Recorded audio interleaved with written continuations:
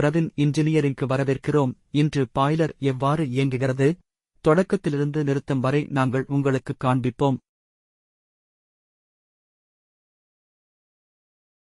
படி 1. எப்போதும் பாதுகாப்பு கியர் அணிந்து, தொடங்குவதற்கு முன் அனைத்து பாதுகாப்பு வால்வுகள், நீர்நிலை மற்றும் அழுத்த அளவீடுகளையும் சரிபார்க்கவும். படி 2. கட்டுப்பாட்டு பலகம் மற்றும் மின் அமைப்புகளை செயல்படுத்த பிரதான மின்சார விநியோகத்தை இயக்கவும். படி 3.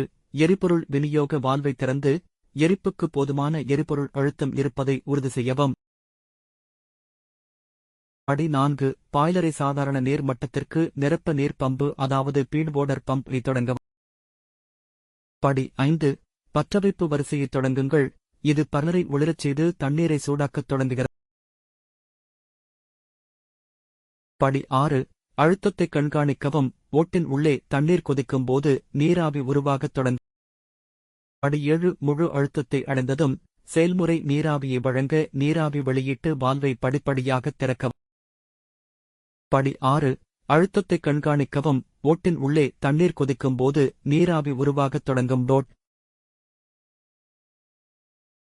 படி 9.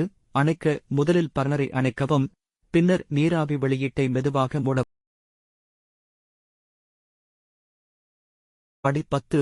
பாய்லரை குளிர்விக்க அனுமதிக்கவும், ஏதேனும் கசிவுகள் உள்ளதா எனச் சரிபார்க்கவும், மீதமுள்ள தண்ணீரை பாதுகாப்பாக வடிகட்டவும். Thanks for watching.